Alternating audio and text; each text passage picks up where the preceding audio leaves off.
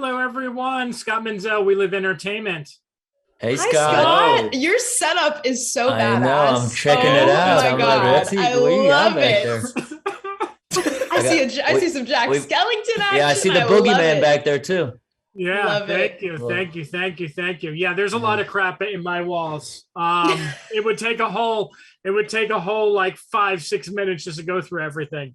All right, next time. Next time. Next time. Well, you got a nice poster wall behind you. Yes, that is all childhood art. My mom, that was my mom's quarantine project. I know she was really stoked that was going to be in the background. My brother, however, is not, because some of those are his. But, yeah.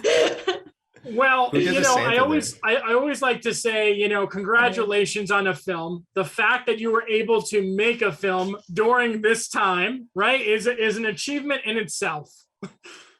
Yeah. Yes. So why don't we start with that? What was it like filming during what is on record as one of the most difficult times in American history? I think it was a little scary, I think, because we were in the middle of such an uncertain time. But I think all of us also just felt really grateful, lucky to still get to be pursuing, our creative passion, collectively, during that time. Because, I think we all just felt really fortunate to get to be in this beautiful setting, just kind of, playing pretend and getting to do what we love with a really great group of people. And it was my first, I hadn't worked on a set before with, the mask mandates and everything. So I think it, in a way, I think you didn't see what people's faces looked like majority of the crew. I had no idea what, the other half of their faces looked like. So I think there was almost this striving, energy to try to really get to know people even better and try to connect with them even more, because you didn't get the luxury of just getting to see what somebody's face looked like, which I definitely took for granted before. You would only see them in the parking lot, 30 feet away, taking the mask down to get a sip, and you'd be like, that's what they look like? They have a mustache?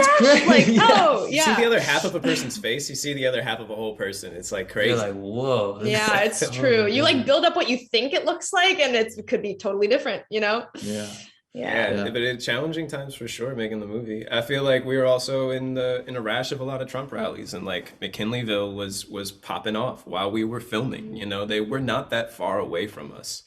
And so I feel like it was really special to be with people that love and respect me for who I am, which is something very important to feel. Yeah, I can only imagine. So I don't mean to bring you guys have so much energy right now. I feel like I'm going to kill the mood with this question, but it ties so perfectly into the movie. And I was wondering if each of you can personally share a moment from your life where you were grieving and how you were able to what the hell, man?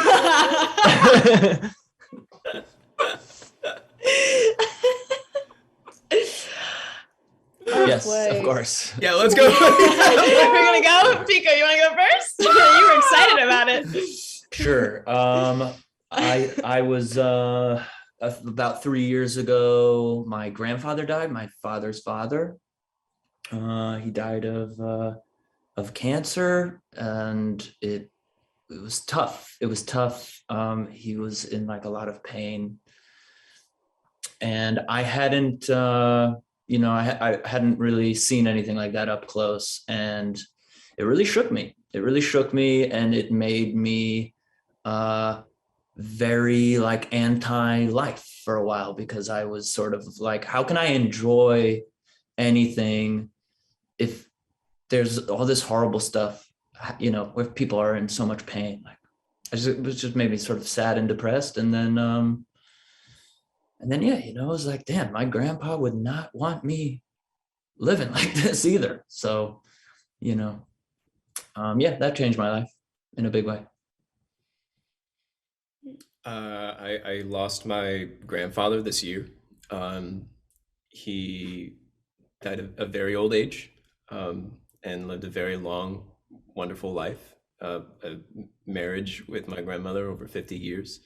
And I think that in the case of my grandfather, my grief was celebratory. It was a natural passing. It was something expected, and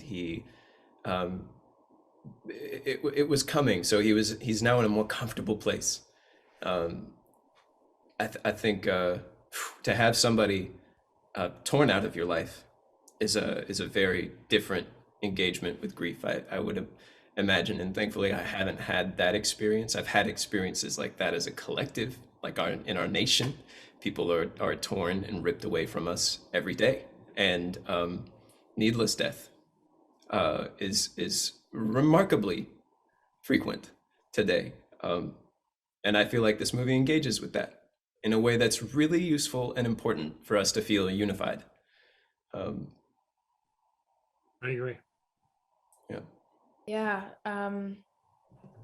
A few years back, one of my closest childhood friends that I've known my entire life, her dad passed away.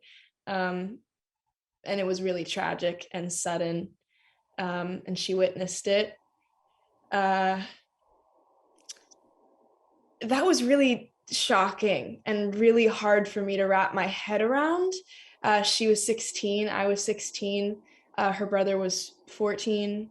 So really tragic. And I remember going to see her and just, kind of holding her and having her just, falling apart in my arms. And I was just, I'm getting emotional talking about it. I was just kind of feeding off of, that pain and that anger and that sorrow, and just it was so painful for me. And I was like, wow, oof, if this is this painful for me, I can't even begin to imagine what she's going through right now.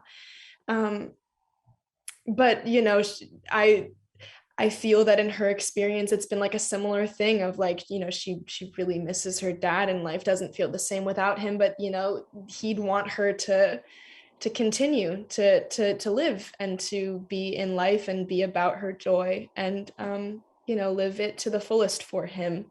So, that's definitely something that, those things are tragic when people are just kind of ripped away at any time. Thank you very much for sharing. I appreciate it. All three of you are so great in this movie. And like you said, I think this movie really will resonate with young teenagers and young adults, and I think it's going to move people. So I appreciate all of you for being so honest with your answers and everything. And I'm sorry I took the mood down, but I just felt it was an important question to ask. It's good to remember. This is the conversation of the movie, my friend. It is. It's a hard conversation, but it's it's the truth, and it's you've given all of these people airtime. Well, thank you. Joy. That's what I would call it. You gave everyone airtime. Thank you very much. Grandpa, you're on American TV. Yeah. All right, they're going to kill me if I don't say goodbye, but thank you very much. All right, thank you so much. Thank you. Great meeting you. Thank you. Bye.